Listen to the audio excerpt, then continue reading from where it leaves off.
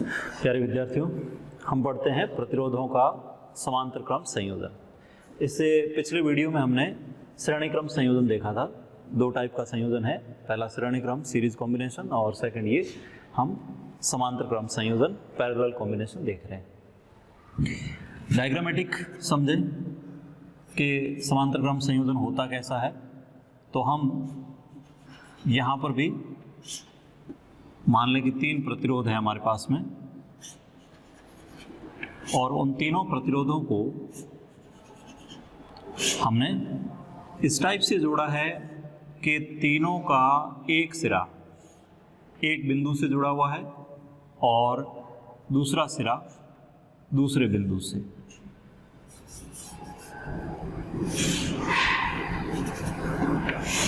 Okay, तो ये श्रेणी क्रम संयोजन कहलाएगा, समांतर क्रम संयोजन कहलाएगा। और इन दोनों बिंदुओं के बीच में हम क्या कर देते हैं, एक बैटरी जोड़ देते हैं। V विभव के हमारे पास में बैटरी है। मान लें कि ये प्रतिरोध R1 है, ये R2 है, ये R3 है। तो ये तो व्यवस्था है, समांतर क्रम की व्यवस्था है। हम इसकी परिभाषा कैसे बनाएंगे? यहाँ बहुत सिंपल वे में आप देख सकते हैं कि प्रत्येक प्रतिरोध का एक सिरा बैटरी के धन सिरे से जुड़ा हुआ है और प्रत्येक प्रतिरोध का दूसरा सिरा बैटरी के ऋण सिरे से जुड़ा हुआ है। इसका मतलब ये हुआ कि प्रत्येक प्रतिरोध के सिरों के बीच में जो विभवांतर है वो कितना है, बैटरी के विभव के बराबर।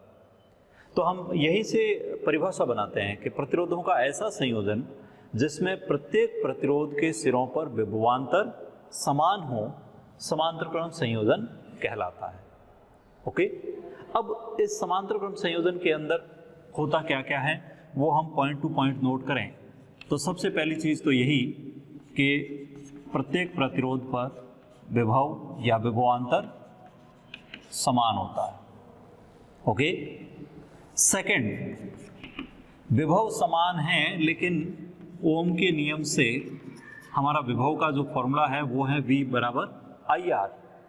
तो इसका मतलब ये हुआ कि विभव समान है लेकिन प्रतिरोध तो अलग अलग हैं, और प्रतिरोध अलग अलग हैं तो प्रत्येक प्रतिरोध में धारा का मान भी अलग अलग होगा। और यहाँ पे फॉलो क्या होगा, I व्युत्क्रमानुपाती R। इसका मतलब ये हुआ कि जहाँ बाधा ज़्यादा होगी वहाँ पे धारा का प्रवाह नहीं होगा। तो R1, R2, R3 में से जो सबसे कम होगा उसमें धारा का प्रवाह सबसे ज़्यादा होगा। तो I व्युत्क्रमानुपाती R के अनुसार धारा बंटेगी। मतलब यहाँ से अगर I धारा प्रवाहित हो रही है तो इन तीनों प्रतिरोधों में अलग अलग धारा यानी I1, I2 और I3 के मान इस बात पर निर्भर करेंगे कि प्रतिरोधों का मान क्या है। ओके, तीनों पे विभवांतर समान है लेकिन प्रतिरोधों के व्युत्क्रम अनुपात में यहाँ पे धारा बढ़ जाएगी। और आवेश संरक्षण के नियम के अनुसार जो 3 भागों में धारा बंट रही है, इन तीनों का योग कुल धारा के बराबर होगा। क्लियर? तो वापस जैसे यहाँ से I आ रही है, यहाँ तीनों मिलकर के वापस क्या बना देगी, I। ठीक है, तो ये 3 पॉइंट जो हैं समांतर क्रम के लिए विशेष तौर से आप ध्यान रखेंगे कि प्रत्येक प्रतिरोध के सिरों पर विभव या विभवांतर समान होता है, धारा प्रतिरोध के व्युत्क्रम अनुपात में बढ़ती है, मतलब प्रत्येक प्रतिरोध में धारा का मान अलग अलग होगा, और कुल धारा अलग अलग धाराओं के योग के बराबर होगी। हल्का सा अगर श्रेणी क्रम संयोजन को आप दिमाग में रखते हो तो वहाँ पे हम क्या करते हैं, प्रत्येक प्रतिरोध में धारा का मान समान लेते हैं तो प्रतिरोध के अनुपात में विभव बढ़ता है। ओके, और फिर अलग अलग प्रतिरोधों पर विभवांतरों का योग बैटरी के विभव के बराबर करते हैं, लेकिन यहाँ पे ये है। क्लियर? तो ये तो समांतर क्रम संयोजन की परिभाषा हो गई। अब हम यहाँ पे क्या सॉल्व आउट करने वाले हैं, तुल्य प्रतिरोध, यानी समांतर क्रम संयोजन में तुल्य प्रतिरोध क्या होगा। सपोज कि हमने 3 प्रतिरोध लिए हैं R1, R2, R3 मान के, और तीनों को आपस में समांतर क्रम में एक V विभव की बैटरी से जोड़ दिया है, जिससे कुल धारा I प्रवाहित हो रही है, जो अलग अलग प्रतिरोधों में I1, I2, I3 के रूप में बंट रही है। प्रत्येक प्रतिरोध पर विभव का मान V है। तो फिर प्रथम प्रतिरोध पर विभवांतर, यानी मैं लिखूंगा R1 प्रतिरोध पर विभवांतर। R1 पर विभवांतर क्या होगा? V1 I1 R1, लेकिन यहाँ पे मैं V1 नहीं लिखूंगा, केवल V लिखूंगा। तो इससे हमें I1 मिल जाएगा। क्या मिलेगा? V upon R1।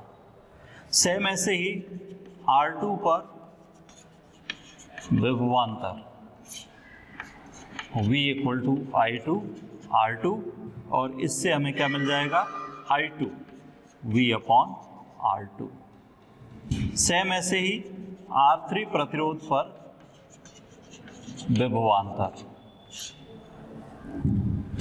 V equal to I3 R3, और इससे हमें मिल जाएगा I3 V अपॉन R3। समीकरण नंबर 1, समीकरण नंबर 2 और समीकरण नंबर 3, यानी I1, I2 और I3 की हमने समीकरण निकाल ली। ओके, अब यहाँ पे हम ये माने कि यदि तुल्य प्रतिरोध यानी समांतर क्रम का तुल्य RP हो, तो फिर यही V की समीकरण हम क्या लिखेंगे? I into RP।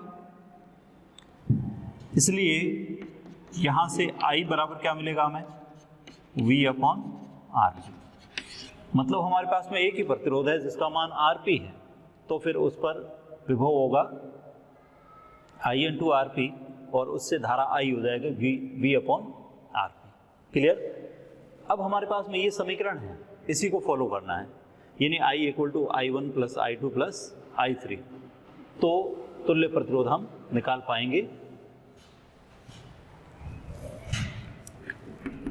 I बराबर I1 plus I2 plus I3।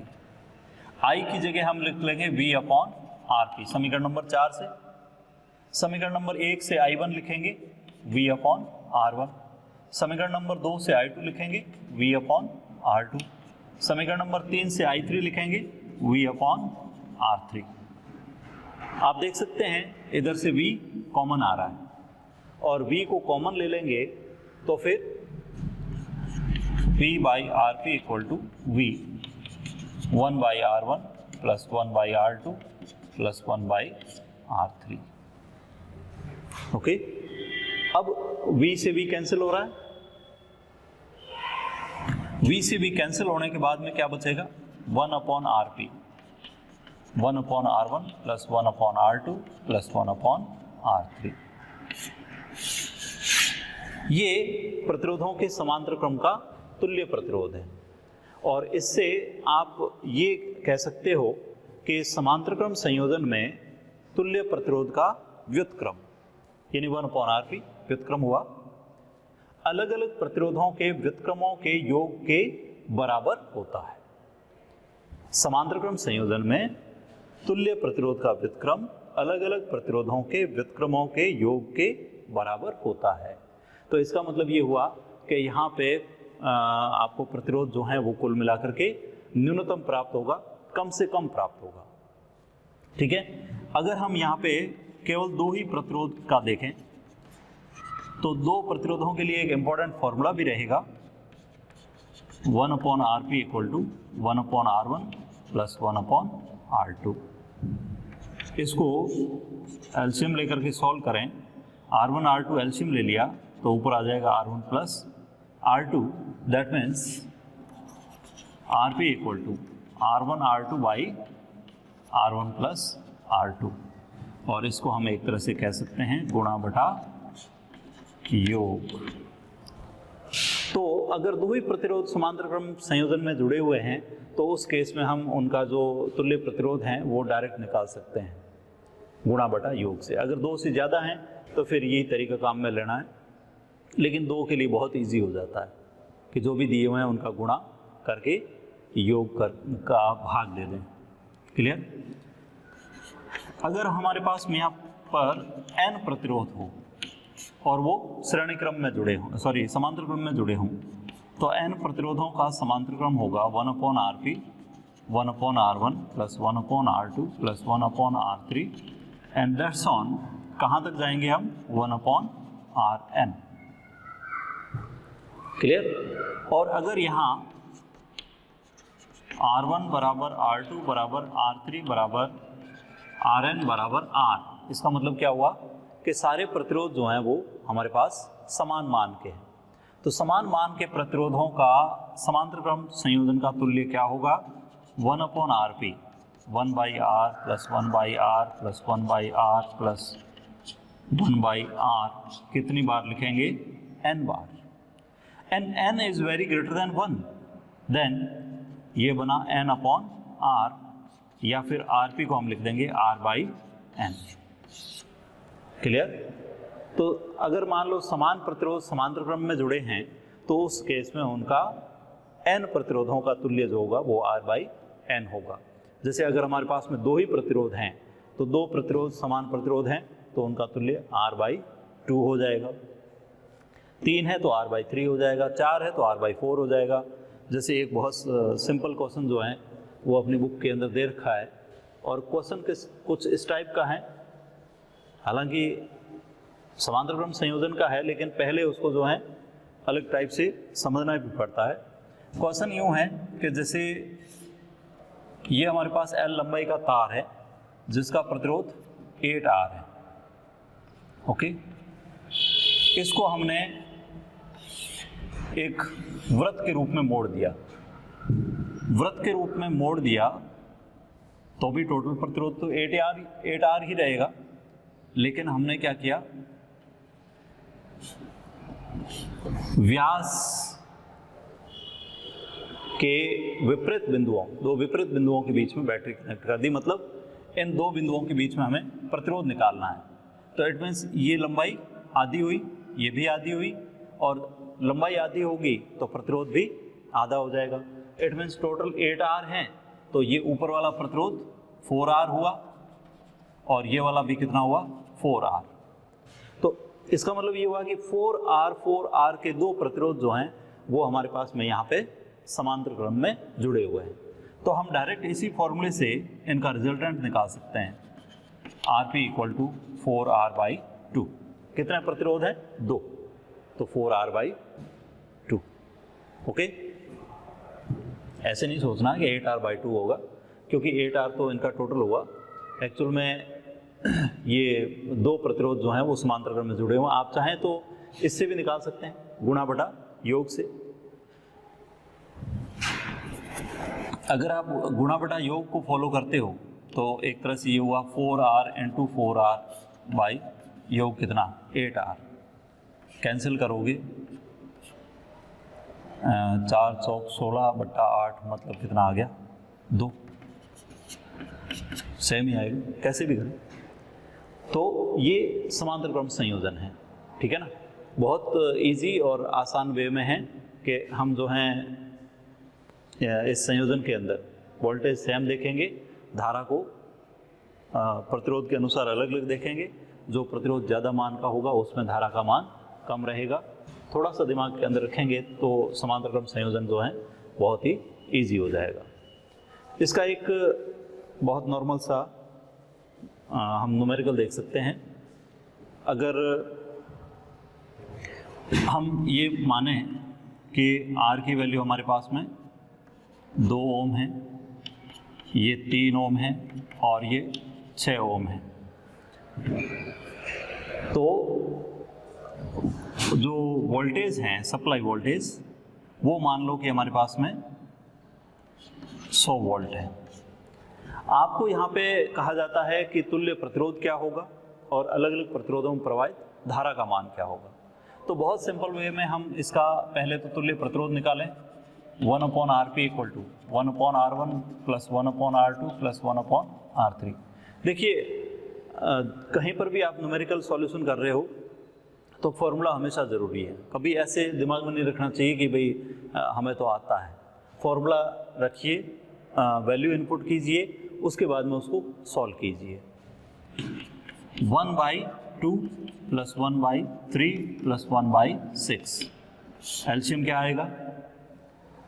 6 3 2 का 6, 6 divided by 2 3, 6 divided by 3 2, 6 divided by 6 1, कितना आया? 6/6।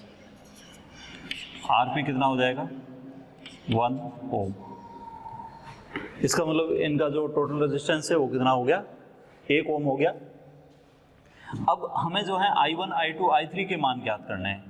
तो हम जब डेरिवेशन कर रहे थे तब भी हमने फॉर्मूले लिखे हैं। I1 = V/R1, I2 = V/R2 और I3 = V/R3। V/R1 100/2 50 ampere, V/R2 100/3 33.33 ampere, V/R3 100/6 यानी 50/3 17.67 एम्पियर। ओके, टोटल करंट अगर पूछी जाए तो हम कह सकते हैं 1 ओम प्रतिरोध है, 100 वोल्ट आरोपित हैं, तो टोटल करंट 100 एम्पियर हुई। इनको आप जोड़ के देख सकते हो, 100 एम्पियर हो रही है। तो इस टाइप से जो है बहुत सिंपल वे में हमने जो है ये समांतर क्रम संयोजन का एक तरह से डेरिवेशन किया, और ये हल्की फुल्की जो है न्यूमेरिकल प्रॉब्लम्स। ओके, तो प्रैक्टिस करते रहिए और बहुत इजी वे में जो है श्रेणी क्रम और समांतर क्रम को समझिए। ओके।